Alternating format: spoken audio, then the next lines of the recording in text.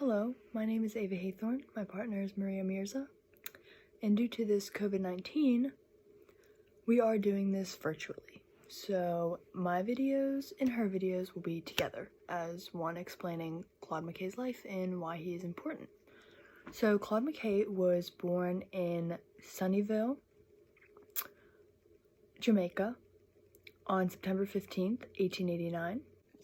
For Claude McKay's literary career, a London publishing house produced McKay's first books of verse, Songs of Jamaica and Constab Ballads in 1912, and McKay also used his award money that he received from the Jamaican Institute of Arts and Sciences to move to the United States. Okay, for this segment, we will be talking about Claude McKay's poem that we read, If We Must Die. It is a poem about political resistance. It calls for oppressed people to resist their oppressors violently and bravely, even if they must die in the struggle. McKay was most famous for his writings, one of his writings being If We Must Die. This was a poem that was published in July 1919. McKay wrote this poem as a response to the white community and the white mob attacks that were happening upon the African American community during the Red Summer.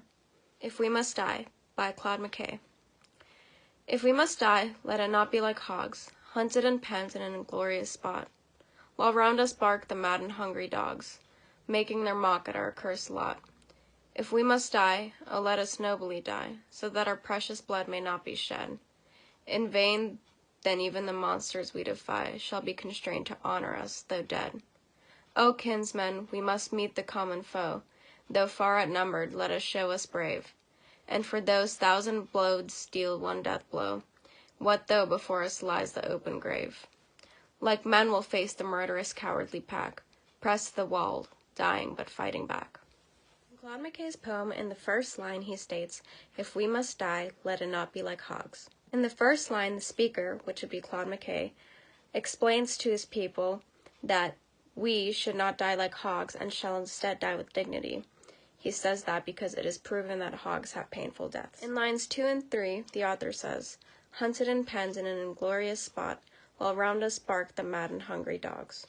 In lines 2 and 3, the speaker compares him and his people to hogs and how they are trapped and cornered by the hungry dogs, also known as the opponent, and how they are harassed by the vicious dogs. In line 4, McKay says, making their mock at our accursed lot. Line 4 explains that the opponents discriminate them in a humiliating behavior as if they are celebrating their power and superiority over the hogs, also known as the victims. Line 5 states, If we must die, oh, let us nobly die. In line 5, the speaker explains that if they are to die, that they should die respectfully and through courage. In line 6 and the beginning of line 7, McKay says, so that our precious blood may not be shed in vain. Line 6 and 7, he explains that he doesn't want their death to be meaningless and that they shall die with pride and purpose. At the end of line 7 and line 8, McKay states, then even the monsters we defy shall be constrained to honor us, though dead. In lines 7 and 8, McKay explains to his people that they are going to die such a courageous and prideful death that even the fearsome enemy is going to respect them. In line 9, McKay states, O kinsmen, we must meet the common foe. He explains to his people that they need to defend themselves and defeat the enemy. In line 10 and 11, Claude McKay states, though far outnumbered, let us show us brave, and for their 1,000 blows deal one death blow. In those lines, McKay explains to his people that although we are outnumbered compared to our opponent, let us fight and die with bravery. We can still show them the strength and power that we have. In line 12, the poem states, what though before us lies the open grave? In this line, the speaker accepts the fate that they are not going to live forever, and that if they were going to die anyways, why not do it with bravery by standing up for their own lives?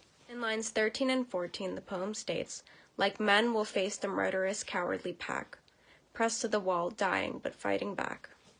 In lines 13 and 14, the speaker explains that we will fight through whatever situation we face, regardless of death or not.